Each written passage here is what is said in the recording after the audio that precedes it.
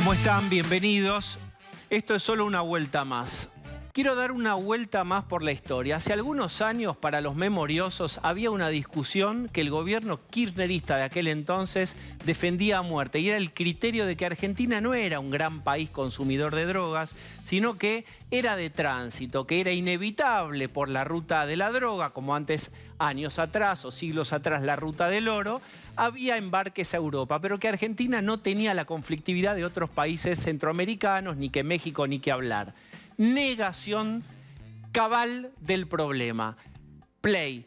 Adelantamos ahora. Estamos frente a acontecimientos que son increíbles, que parecen salidos de una película. La semana pasada hubo un casamiento narco, como en las series de Netflix, en Rosario. Después hubo una emboscada, ametrallaron a un capo narco, a su bebé. No hay ningún tipo de códigos. Esto está pasando en grandes centros urbanos de la República Argentina. En el capítulo 1000 de esta decadencia argentina, hoy lamentamos la muerte de, al menos por ahora, de 17 personas que consumieron drogas cortadas con algo, que no se sabe si es un opiáceo fuertísimo, el fentanilo, que puede y de hecho genera la muerte, o si es alguna otra sustancia.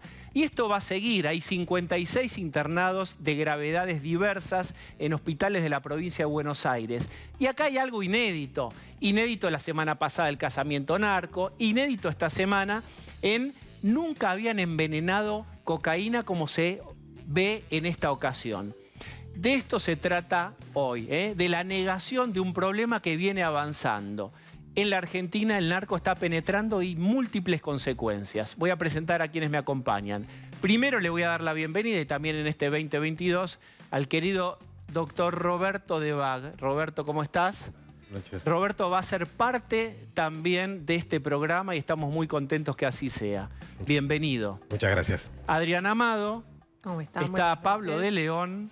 ¿Qué tal, Diego? Buenas noches. Está Osvaldo Bazán.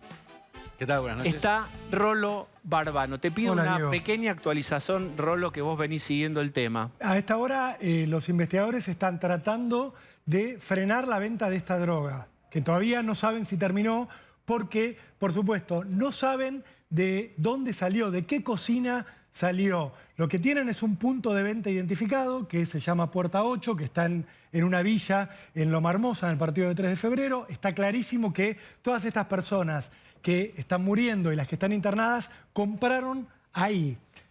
La duda que tienen los investigadores es, la cocina de donde salió esa droga, que no la ubicaron, ¿le vendía solo a este punto de venta? Sospechan que no, con lo cual puede haber otros puntos de venta. Y tampoco saben cuál fue el destino final de todas las ventas que se hicieron, porque en este tipo de lugares suele ir a comprar el dealer, el microdealer, el que va y compra para llevar a su barrio, para llevar a su localidad. Con lo cual especulan con que se pueda extender y mucho la zona donde están encontrando casos, que, como ustedes ya saben, llega hasta incluso Tigre. Permíteme, Rolo, sumemos a esta conversación a Darío Lopreite, que está en el lugar donde está este búnker, que es Puerta 8, esto es 3 de febrero. Darío, te escuchamos. ¿Cómo les va? ¿Cómo andas, Diego? Acá en el lugar donde hoy se hizo un gran allanamiento, el lugar ha vuelto al silencio, ¿no? Al típico de este tipo de barrio. Mirá, este es el famoso pasillo que para muchos vecinos hoy me decían, este es el pasillo de la muerte, ¿no? Es el pasillo que recorren habitualmente la gente que viene a comprar droga, Diego, porque por acá entra la gente, recorre estos 50 metros, un poquito más, hay que doblar a la izquierda, y ahí estaba este depósito muy precario, una especie de galpón, donde se guardaba la droga. Los soldaditos, la gente que vende droga, pasa acá, pero pasa en otros lados también, esto no es algo nuevo. Ellos venían, iban a ese galpón, retiraban los sobrecitos que hemos visto hoy, que nos mostraron con muchas ganas el Ministerio de Seguridad para que se viera y que aquel que haya comprado ese tipo de sobre, que es especial, digamos, rosa, con una textura en el cierre, como termosellado, o podría ser con una máquina de coser hecho. Bueno, si alguien tiene ese sobre, hoy pidió el ministro que lo descarte porque puede tener droga envenenada. ¿Cuánto salía ese sobrecito, Diego? Bueno, yo estuve preguntándole acá a la gente, ¿no? A los vecinos. Cada uno de esos sobrecitos transparentes con tal vez 1 gramo, un poco más de cocaína envenenada, cuesta algo así como 200 pesos. Un poco más barata es la marihuana. Esos son los valores que se manejan en este lugar. Generalmente a la noche, cuando, por ejemplo, a esta hora o madrugada, es el horario de mayor actividad. Aunque los vecinos me decían que 24 horas se trabaja acá y que generalmente los que venden, los tranzas, como le dicen acá, no son de acá. Vienen acá a hacer el negocio, vienen a vender y después se van, en general, ¿no? Tienen sus lugares, sus aguantaderos, venden y se van. Esto es lo que he ido escuchando de los vecinos hoy, aquellos que no tienen nada que ver con el negocio, aquellos que tienen miedo de hablar en cámara, aunque hoy varios se animaron a contarme qué es lo que les está pasando a ellos que viven cerca de la droga, y que también, otra cosa que nos han dicho hoy los vecinos muchas veces, Diego, a ver, lo que saben ellos lo sabe la policía. Todos estos detalles, me hablaron de la calle Río Negro que está acá cerca, me hablaron de una casa que está al lado de un frigorífico que también está acá cerca, donde se vende droga. Todo eso lo sabe la policía de la zona, que es en este caso la comisaría 11, acá de Loma Hermosa. Así que es una realidad que es muy triste, la que hemos visto, porque además de la cocaína, que es un veneno, acá tenemos que hablar de otro veneno, una redundancia, ¿no? Le han colocado un veneno, otro veneno y está matando gente. Ahora, como estuve hablando hoy mucho con la gente del Ministerio de Seguridad y de la gente de la Fiscalía que estuvo acá, el temor que tienen, la presunción que tienen, es que va a haber más muertos. Es que hay mucha más gente que ha consumido este tipo de droga. Como recién decía Rolo, no solamente se debe vender acá, este es un lugar que allanaron, pero están haciendo a esta hora otros allanamientos, y que lamentablemente mucha gente va a morir en su casa, ni siquiera va a llegar al hospital. Esta es como una presunción y una preocupación que tienen quienes están llevando adelante estos allanamientos. Diego. Darío, en cualquier momento volvemos a vos. Quiero preguntarle al doctor Debac, que tiene información al respecto. Bueno, la información va por lo legal, por la investigación policial, pero la verdad que también debe ir por el canal sanitario. Es decir, esto lo que se comporta es como un brote epidémico. Específicamente se llama estudios de brotes epidémicos y manejo del brote epidémico. ¿Por qué?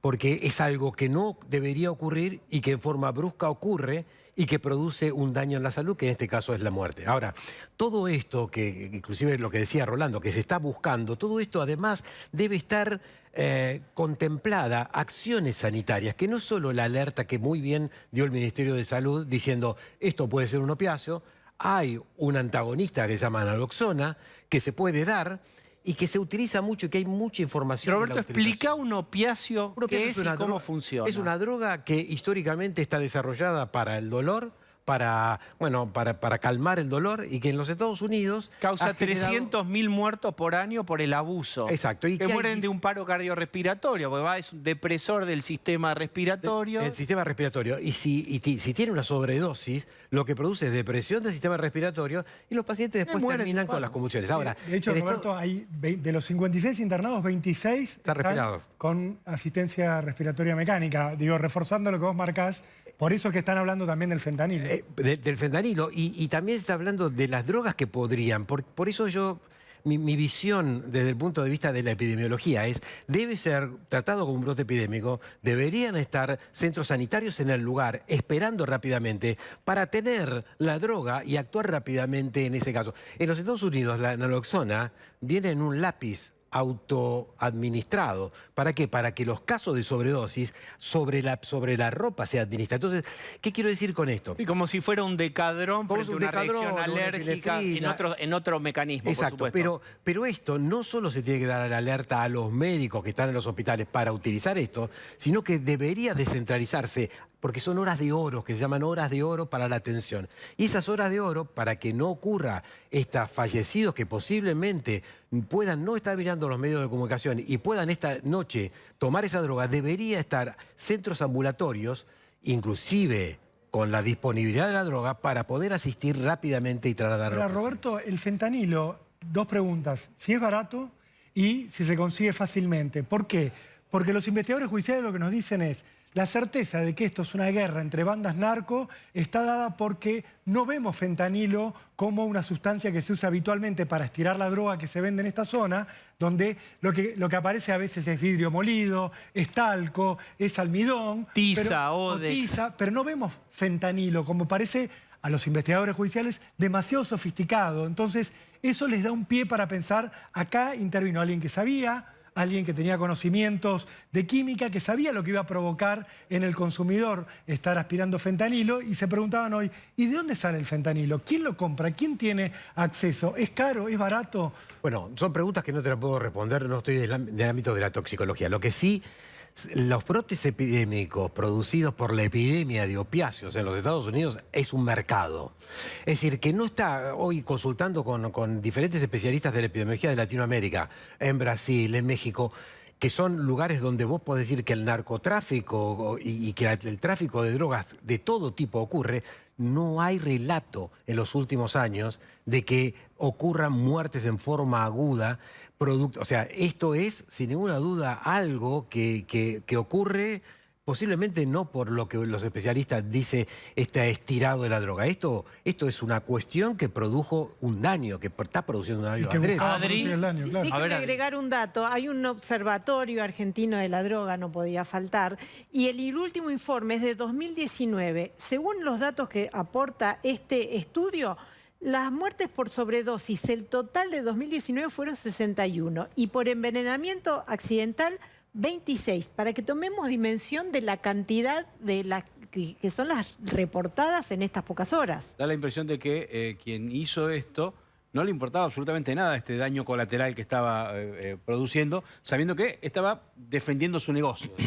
Lo que creen los investigadores es, hay alguien que se quería quedar con esta plaza de venta de drogas, que es muy importante, no es un pasillo solamente, lo que nos mostraba Darío, donde van algunos soldaditos. Acá estamos hablando de un área importante, en la que históricamente dominó Mameluco Villalba, el rey de la cocaína, y alguien se la quiere disputar, a quien la está manejando en este momento. ¿Cómo se la disputa? Enveneno la droga y de esta manera hago que deje de ser confiable ese proveedor de droga, ese vendedor para los consumidores, y aparezco yo y me hago cargo. ¿Se hizo alguna vez? Sí, pueden ver la película Gomorra, lo hacen. Hay casos en Colombia, hay casos en Los Ángeles de esta situación. Le ponemos algo a la droga para eliminar a un vendedor y copar la plaza. El daño colateral es que se muere un montón de gente. En la serie de Wire hay capítulos donde pasan esto también. Voy a presentar al doctor Oscar Ramírez, es jefe de psiquiatría del SAME y también es el director médico de Gradiva, que es un centro que aborda temáticas de adicción.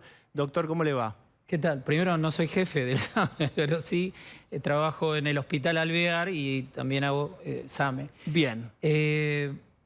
Quería comentar, digamos, desde la perspectiva, yo soy médico psiquiatra, digamos, miembro de APSA, aparte de las funciones que usted comentaba, y trabajo principalmente en campo, es decir, en domicilios, en lo que dicen habitualmente. Nosotros llamamos la trinchera. Y trabajo en campo, digamos, en lo que llaman la trinchera, en domicilios, trabajo en emergencias, en guardia. Y bueno, estas situaciones, por supuesto, son excepcionales. Suman, digamos, a lo que habitualmente ha sido un fenómeno increyendo. Me pareció muy útil que acá la señorita acaba de mencionar datos del observatorio. Hay ciertas mediciones que ya nos están dando un indicio previo a la pandemia y con un incremento progresivo durante la pandemia de consumos en general. Y bueno, en este caso yo, digamos, tendría por lo menos dos prioridades comunicacionales iniciales. A ver. Una, que acá el problema no es el corte de la cocaína, es la causa de las muertes. El problema es que la cocaína está muy difundida, por eso está viniendo tanta cantidad de gente y por eso todos esos partidos de la provincia de Buenos Aires, eventualmente la ciudad, vamos a ver qué va a suceder, ¿no? Pero, u otros lugares están afectados. Digamos, la cuestión de fondo en ese punto sería que no empecemos a confundir que el problema es el corte y que si es pura no pasa nada. Yo creo que ahí está la cuestión y hay una cuestión filosófica de dónde se paran los gobiernos frente a las drogas. Si quieren controlar y la naturalizan como cada uno es un derecho individual y hasta dónde se controla, ¿no? Por supuesto, sabemos las conexiones de dinero que hay y aportes que hay para, digamos, de ida y vuelta entre los carteles y otras organizaciones. Pero esto, digamos, ¿cuántos años de psiquiatra tenés? Casi 30. Digamos, si yo te digo, hace 20 años se veía la cantidad de gente consumiendo como ves ahora, ¿cuánto aumentó en tu impresión de atender en domicilios? Las estadísticas son elocuentes y los crecimientos son de a decenas, e incluso de duplicación y triplicación por temporadas. Cambian los tipos de drogas. Nosotros vamos 2 kilómetros atrás de los dealers y, digamos, y juntando consumidores heridos y, bueno, también algunas situaciones una como pregunta esta, ¿no? por lo que contaba Rolo y veíamos de Darío. Digo, ¿qué tipo de consumo hay de esto? Porque teóricamente, y digo, desde el conocimiento absoluto, la cocaína no la consume quien consume Paco, sino que sería otro sector social. Le pregunto a los doctores o a Rolo, digo, porque acá estamos viendo en un lugar, en una villa, en un lugar complicado, que se está vendiendo cocaína, digo, o hubo un cambio en quienes consumen la cocaína. Sí, creo que hay muchos prejuicios sociales en juego. Las estadísticas no dicen que esté acantonado su uso en determinados grupos sociales. Quisiera decir la otra prioridad comunicacional que tiene que ver con esto. Sí. La otra prioridad comunicacional es que en cuanto las autoridades consigan, digamos, las sustancias mismas, nos puedan decir cuáles. Hoy he hablado con amigos del Posadas y toxicólogos y del Fernández, y todavía hay cierta incertidumbre sobre qué consiste. Yo escuché que estaban hablando de opioides, puede ser. Los cumaringos tendría que ser una dosis muy importante. Bueno, ¿De qué? los anticoagulantes, perdón. A ver. Los anticoagulantes, cuando se utilizan para cortar, son licuifican un poquito la sangre, hacen cierta facilidad para el ingreso y son los que producen el sangrado. Entonces, bueno, vuelvo a decir, ¿Qué no es sustancias una problemática de producen corte, tendría que ser una cantidad muy importante de cumaringos para producir los síntomas que se están refiriendo. Así que, bueno, vuelvo al punto de la regionalización. Depende del químico, ¿no? Como Breaking Bad, depende de quién es el que arma, que lo escuchaba que lo decían recién, el que decide qué se le suma, y si no sea también otro problema más comercial, Claro, industrial, acá digamos, están ¿no? Que pensando como estaba de mencionando. algo más intencional, Oscar. Y hay un dato que quizás ayuda a responder lo que preguntaba Pablo. La mayoría de los muertos tienen entre 33, 35 y 45 años. Esto a mí, en lo personal, me llamó la atención. No son los adolescentes paqueros, Claro, sino exacto. gente más grande. Y las situaciones que comentaban los familiares, tanto de los muertos como los internados, se repetía mucho esta situación que vos seguramente, Oscar, la conocés, que es, se juntaron a ver el partido de Argentina, 3, 4 amigos, fueron a comprar cocaína a Puerta 8, tomaron en el contexto de estar viendo el partido como quien toma una cerveza y se empezaban a sentir mal y terminaban en el hospital. Esas son las situaciones que describen los investigadores judiciales. Grupos de amigos que se reunieron a consumir y reitero lo del partido porque me llamó la atención, que era la circunstancia social de consumo. Roberto. No es un dato menor el que dice Oscar, de saber la sustancia. Por eso yo lo que digo es, debe estar seguramente un comité de crisis más allá que la consulta a los 3 centros Totalmente. de especialistas, Fernández, Posadas y El Niño, con especialistas que posiblemente digan, bueno, el cuadro clínico es compatible con opiáceos, pero puede ser otro, puede ser bloqueantes musculares, puede ser cualquier sustancia que produzca la parálisis respiratoria. ¿Por qué es importante identificar e Porque individualizar es la y comunicar? manera en que yo voy a saber, estudiando este brote en forma rápida, cuál es el antagonista o qué es lo que tengo que esperar o accionar. Eso es una metodología científica de análisis, pero en esta vez no es como un brote epidémico de los que habitualmente manejamos, que es relacionado con, por ejemplo, los alimentos, en el cual un grupo de adultos o niños hace una infección que puede estar diarrea, algunos pueden tener un desenlace fatal. Esto es agudo, estos son minutos de oro, son horas de oro, en el cual debe saberse rápidamente para saber cuál es la acción. Más allá de, vuelvo a decir, sistema sanitario que esté pensando esta noche dónde van a estar puestos para asistir a las personas que posiblemente sigan consumiendo. Hay una naturalización cultural del consumo que se fue desplazando en los últimos años, lo contaba Rolo, digamos, un grupo de amigos que en vez de tomarse una cerveza o algo, comer una pizza, además usan esto, digamos, drogas ya fuertes, duras, de un origen dudoso. ¿Se ve mucho en como decís vos, la trinchera? Mirá, sí, por eso retomo lo que decía recién, me preguntaba él sobre los ámbitos, ¿no? que comentaba recién. Los ámbitos se han ampliado. Digamos, si esto yo no lo creo en los términos clásicos, o sea, es una guerra y entonces la guerra contra la cocaína o contra el narcotráfico. No creo que sea estrictamente en ese sentido la mejor explicación posible, pero si fuese, la batalla comunicacional está ganada. La gente normaliza, está en las películas, digamos, está en las series, incluso hasta obscenamente, digamos, o sea, hasta innecesariamente, si necesario fuera, ¿no? Pero, digamos, hasta innecesariamente se muestran muchas situaciones de consumo porque se ha naturalizado en general en los ámbitos. Por eso, perdón, y recién ahora respondo un poco a lo que decías.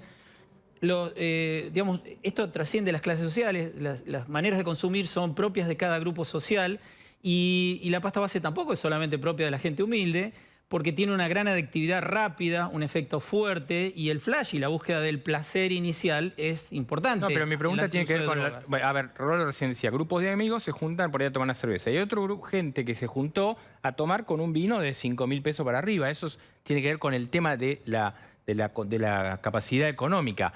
Y a priori, desde desconocimiento, la cocaína no es algo que los sectores que consumen Paco toman lo mismo. O toman una cocaína que es absolutamente degradada y que tiene otros valores. Esa era mi pregunta de qué tipo de cocaína estábamos viendo acá.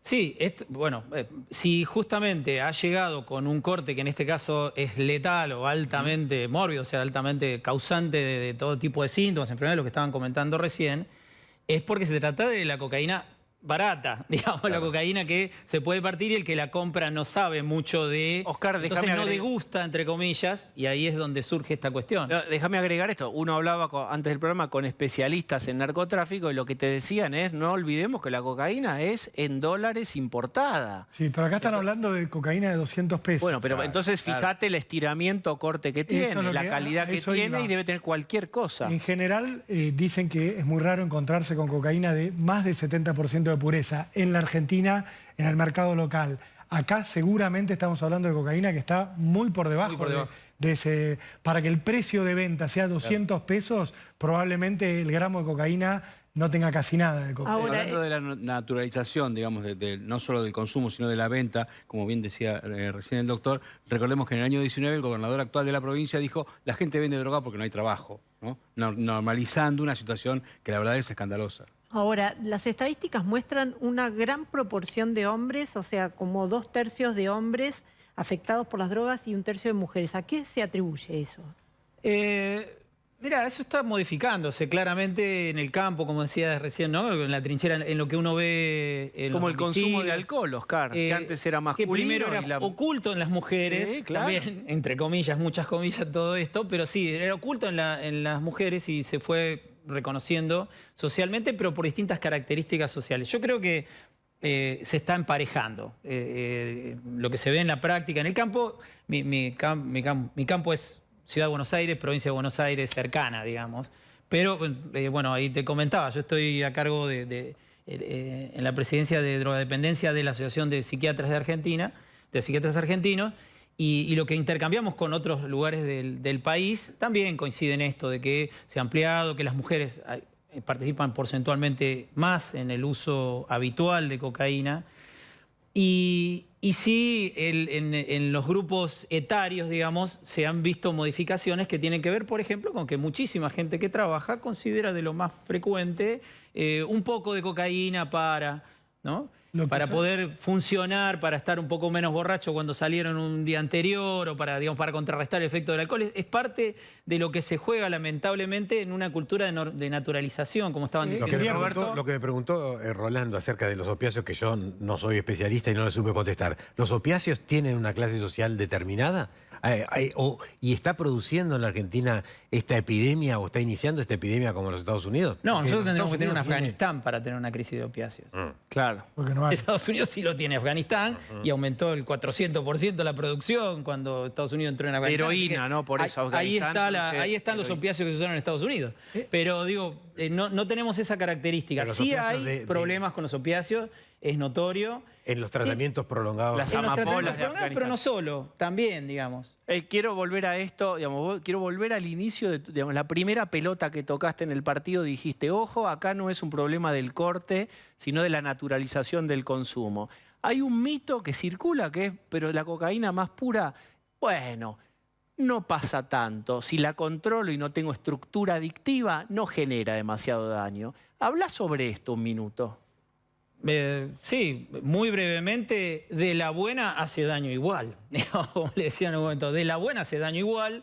Es una de las pocas drogas, como dicen muchos maestros y profesores habitualmente, es una de las pocas drogas que cada uso es de riesgo de vida, porque puede traer una torcida de Points, puede traer modificaciones, digamos, en el funcionamiento cardíaco, en la presión arterial, el estallido de un aneurisma no conocido, incluso la producción de accidentes vasculares no conocidos, modificaciones muy rápidas Es más, yo me dediqué un poco a esto porque el primer caso que viene el Clemente Álvarez en Rosario, hace muchos años, hace más de 30 años, fue justamente un muchacho joven, 30, 40 años, que tenía todo un cuadro cardiovascular que no se entendía y no se encontraba bien la etiología, la causa, no se encontraba bien cómo había procedido, bueno, porque había consumido cocaína, que no era tan frecuente, ¿no? Unas décadas atrás. Y entonces se llegó a la conclusión cuando se le hizo el dosaje.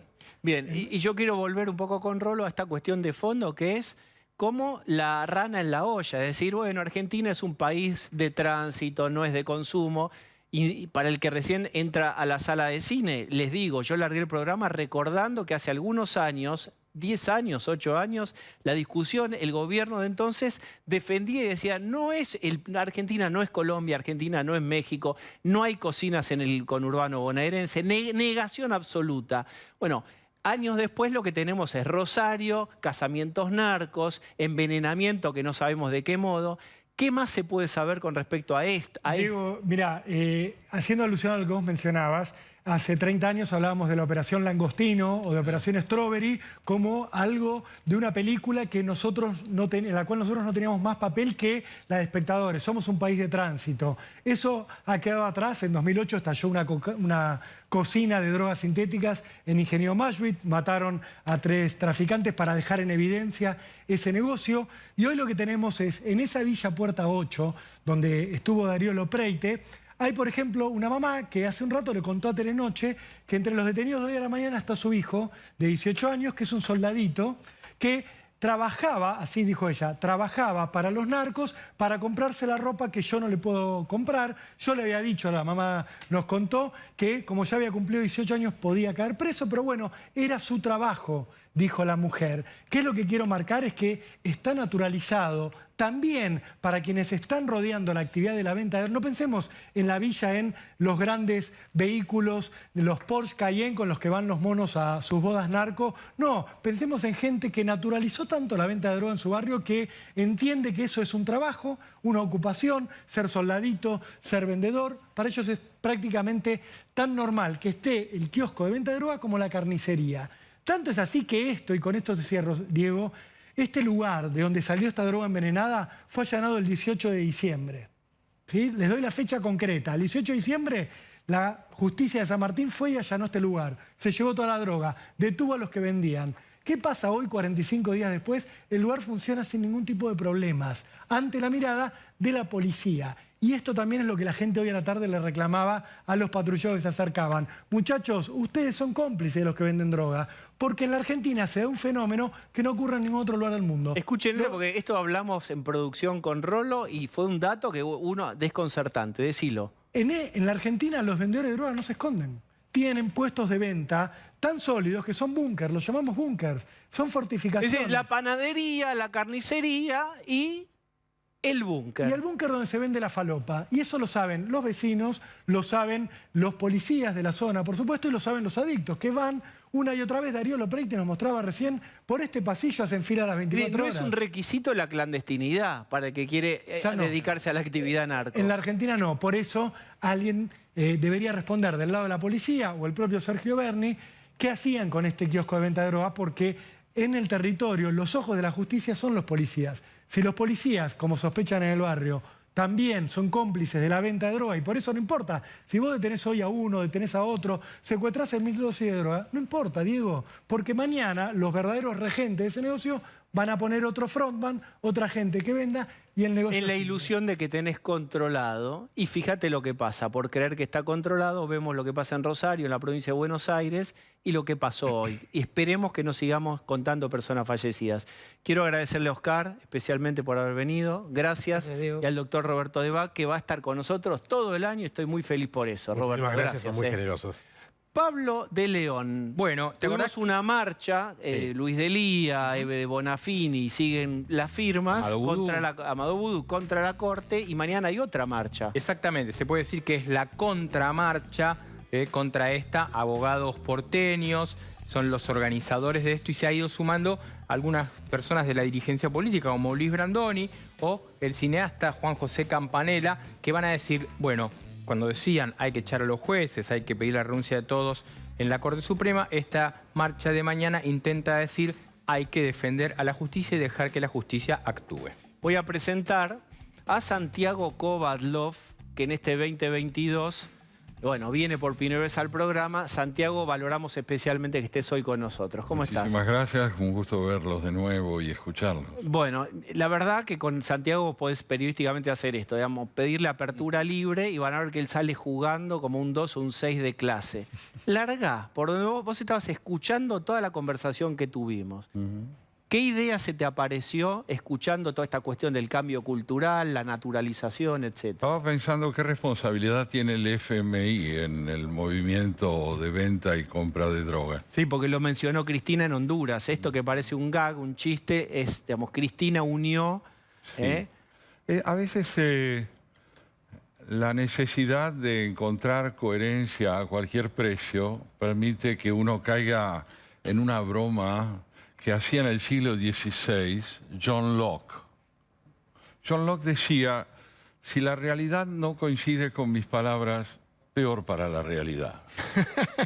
Y creo que vale la pena tenerlo en cuenta, porque si uno se pregunta hoy, ¿cuál es el rédito que el acuerdo con el Fondo Monetario le deja al kirchnerismo?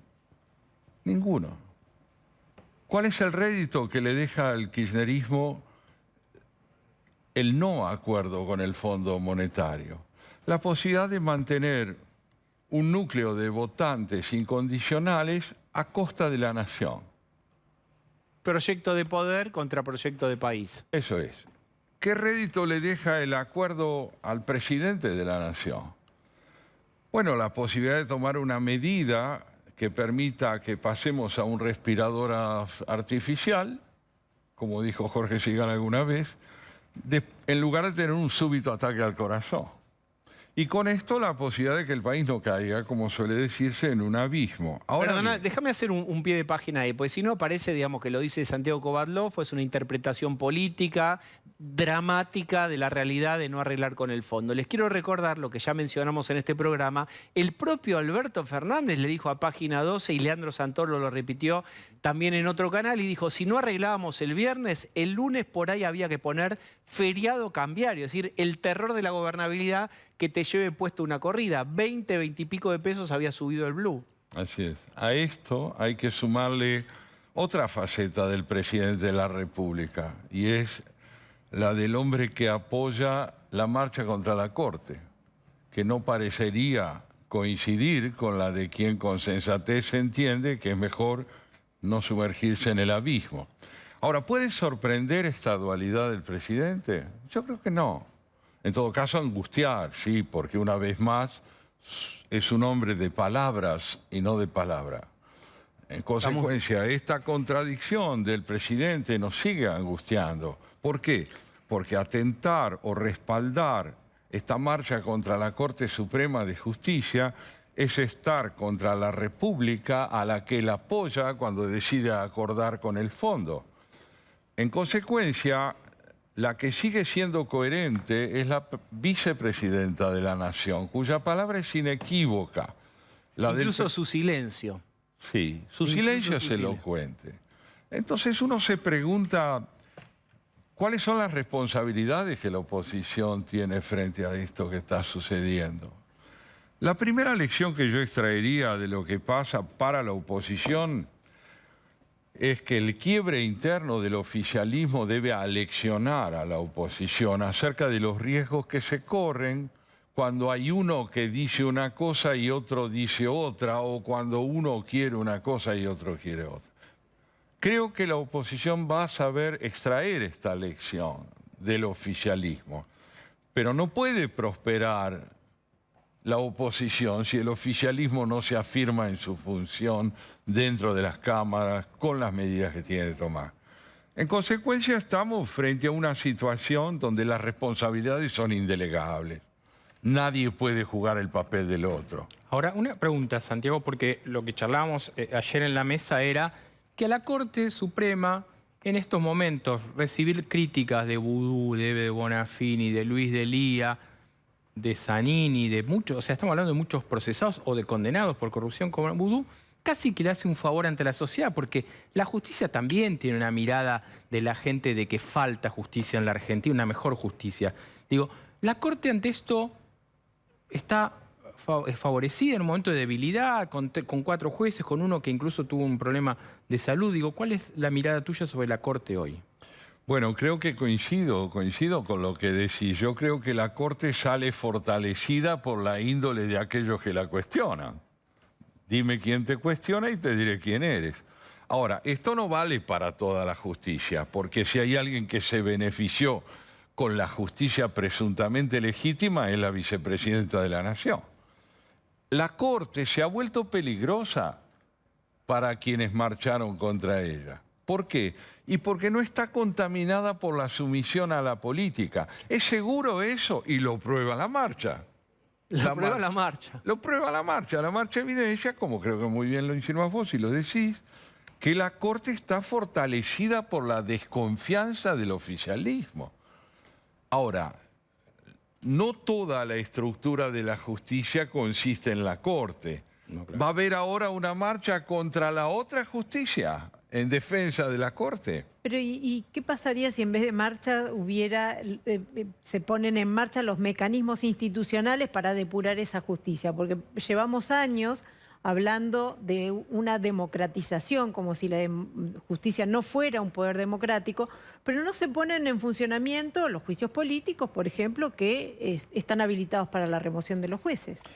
Sin subestimar la marcha en defensa de la Corte, creo que el centro del problema es el que estás planteando. Vale decir, ¿dónde está la institucionalidad demandada por el presidente de la República en defensa del sistema en el momento que ocurren estas cosas? ¿Estará en Rusia?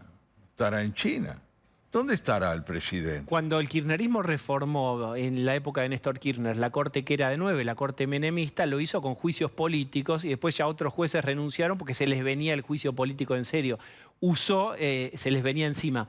Ahí usó estos resortes institucionales que vos mencionás. Así es, fundamentales. Yo quiero ir a una cuestión que me parece que es importante. Digamos, muchos dicen, si Máximo y los diputados, o Cristina con su silencio, avala la distancia de un acuerdo, conservar las banderas del kirchnerismo a una costa de un hipotético default y las consecuencias cuando faltan 2 años para pasar el mando. Estamos de nuevo. No es gratis conservar las banderas. El abismo puede tomar muchas formas. Por ejemplo, se da una costura al acuerdo con el fondo y el abismo aparece en términos de solidez institucional del país. ¿Qué quiere decir un desacuerdo entre el kirchnerismo y el presidente de la Nación?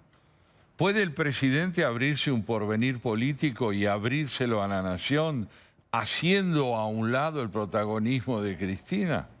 Estas preguntas no tienen respuesta. Hasta ahora sí tienen respuesta y es no. Bueno, pero a largo plazo no pueden tenerla en los términos en que uno lo desearía. ¿Uno qué desearía ver?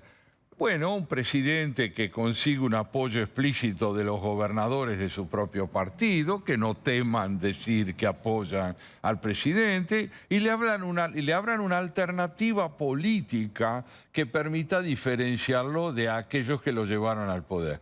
Ahora, me parece que estas conjeturas están teñidas de optimismo. Sí, bien. ¿Osvaldo? Ayer se comentaba que Máximo Kirchner no era lo suficientemente kirchnerista o no era todo lo kirchnerista que se suponía que podía ser. Hoy nos enteramos que el nuevo jefe de la bancada del Frente de Todos, en algún medio se lo calificó como kirchnerista no cristinista. ¿Qué es el kirchnerismo hoy? Bueno, ante todo tiene esa vocación camaleónica en una infinidad de aspectos que caracteriza a buena parte del peronismo. Pero por otro lado, hay que reconocerle al kirchnerismo que tiene un solo perfil de identidad y es el de la vicepresidenta de la Nación.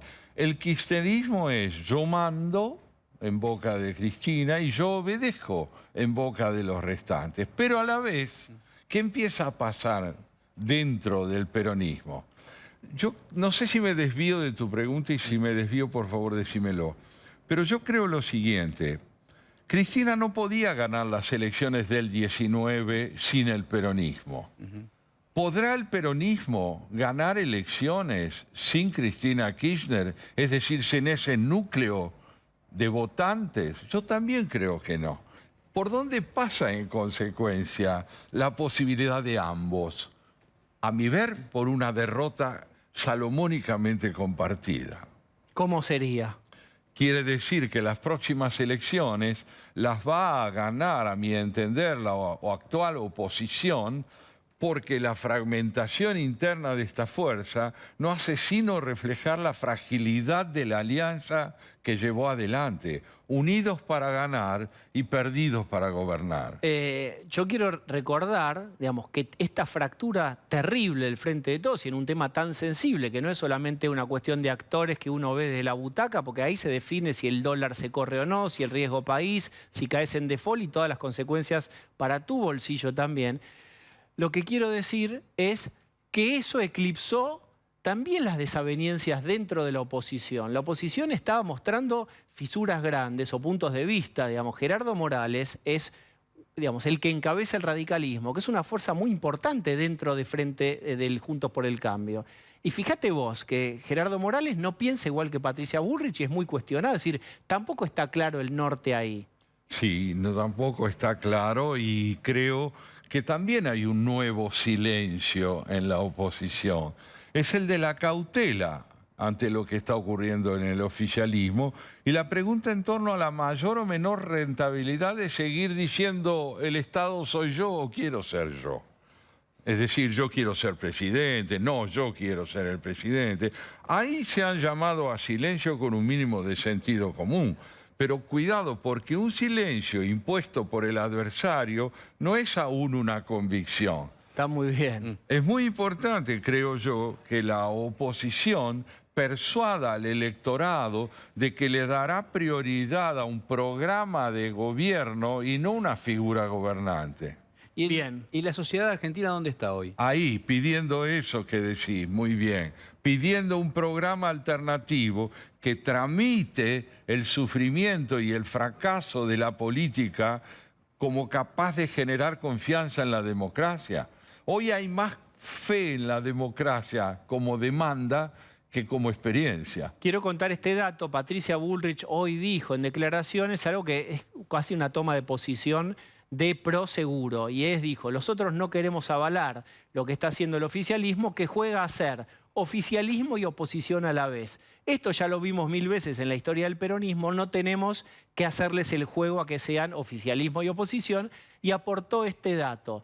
Debería el presidente derogar esta ley que obliga a pasar por el Congreso el acuerdo con el fondo y firmarlo él y listo. O sea, me parece que la oposición, y esto va para vos también, Pablo, Sí. no quiere levantar la mano y votar por el acuerdo con el fondo si el kirchnerismo no vota. Quiere que no haya votación. Al menos en boca de Patricia Sí. Bullrich.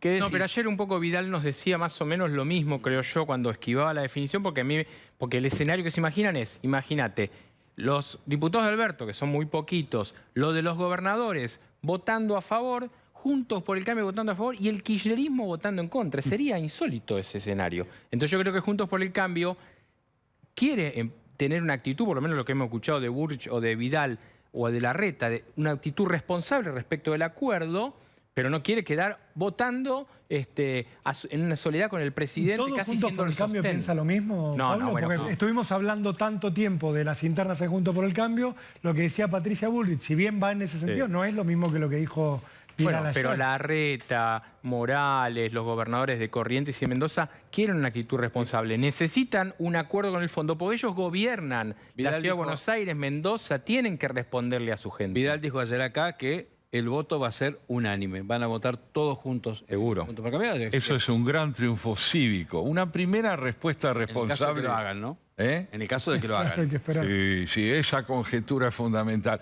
Mira, una de las definiciones de la filosofía es que es aficionada a las preguntas y a la duda. En este momento yo creo que toda la sociedad se ha vuelto filosófica y es necesario que deje de serlo. Bien, yo tengo una última, más global, pero como vos sos un gran 2 y 6 y salís jugando como los grandes zagueros, como los grandes defensores, te tiro igual esto. Ayer, antes de ayer, Elon Musk, sabemos, dueño de Tesla, los cohetes, etcétera, un personaje, digamos, una especie de Da Vinci contemporáneo, aunque no son tantos rubros, pero una referencia, tuiteó la tapa de una revista imaginaria en donde decía todos pueden ser Hitler, en esta idea de que en la grieta yo acuso al otro de que es la síntesis de todos los males. Y si él es Hitler y lo suprimimos, obtendremos la felicidad y la paz que tanto buscamos y la prosperidad. ¿Hay algo de época en donde es el otro el que concentra todos los males y yo soy el que estoy en lo cierto? Viniendo de un analista es inquietante la pregunta. Es inquietante. No, porque, mira, por supuesto que si el otro es el responsable del mal, yo ya he ingresado al paraíso. Estoy salvado de antemano. Una sociedad democrática, una sociedad en la que se comparte la responsabilidad del error y la responsabilidad del acierto a través del consenso. Un planteo de esa naturaleza nos vuelve a sumergir en la Edad Media. Hay muchas formas inquisitoriales, muchas posibilidades de quemar al otro, muchas maneras de suprimirlo a partir de frases como, por ejemplo, que el señor Mauricio Macri es la encarnación del virus. Terminología nazi. Terminología nazi. Cuando se empieza a comparar al adversario con un insecto, se está empezando a justificar la supresión de su vida. Creo yo que es mejor volver a la idea de que yo y el otro somos responsables para bien y para mal. Con la cuota de madurez y de renuncia que implica eso. Lo otro es una cómoda infantilidad, ¿no? Pero bueno. Y una posibilidad de criminalidad. Exacto. Santiago, siempre es un gusto y un honor recibirte. Gracias a Así que te ustedes, vamos a molestar bastante más rápido de lo que vos pensás. Vamos a ir a un corte, dale.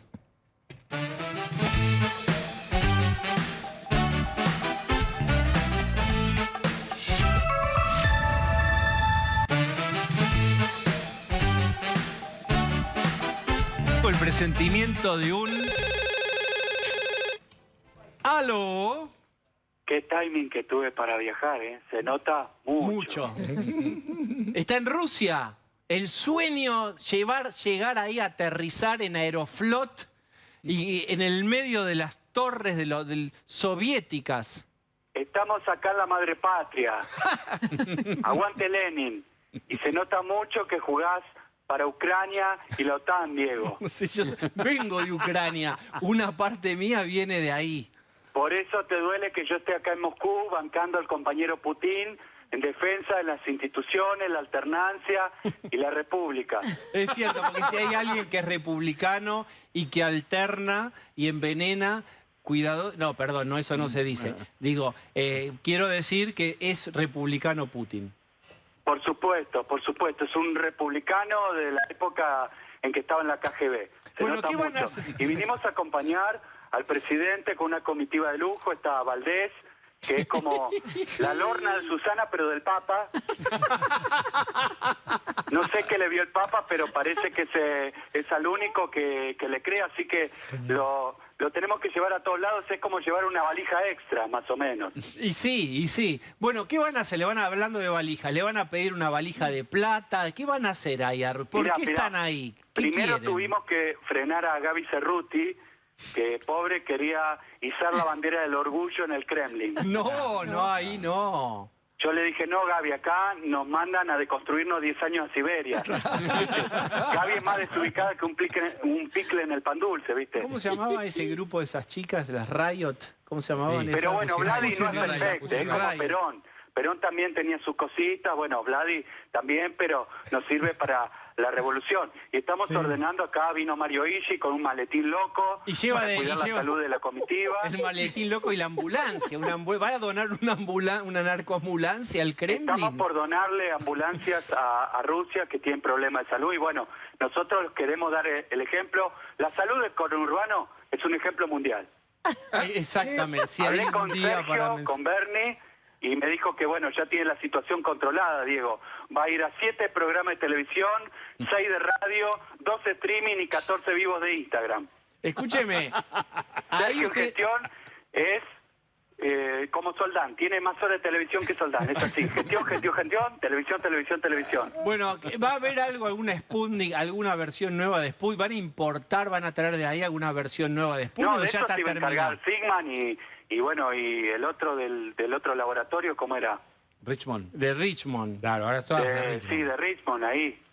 Buah, está muy bien. Supuestamente iban a fabricar allá. Va a haber una Acá ya foto, hubo nos una dijeron, foto. dimos todo lo que teníamos que dar. Vimos una foto de Axel Parrillero, creo que era para Año Nuevo o Navidad, en donde estaba con su esposa, por supuesto. ¿Habrá una foto de Axel Kicillof tomando vodka típica? Sí, me encantaría ahora. Bueno, Alberto está acá. Espérate que estamos acá con el Adolfo, vamos a destapar, vamos a descorchar. Muy pronto vamos a quedar en el No diga, No. Escuchame, Putin, no declaré la guerra a Ucrania. Vos no tenés que hacer caso a mí, porque... Vos sabés que yo te... ¿Todo tranquilo ya, no? Sí, está todo tranquilo, no pasó nada. Cristina, ya que sos tan guapa, hacete cargo. Ahí Chau. Bueno, muy bien. Pásenla bien, a ver si le consiguen algo ahí de Putin, la veo muy difícil. Putin le dijo, y Xi Jinping también, Rusia y China, y China les dijo, ¿quieren algo nuestro? Primero cierren con el fondo. O sea, primero va a haber que convencer a Máximo y a la mamá de Máximo. Vamos a hacer una cosa, vamos a saludar y vamos a ir a una tanda, dale.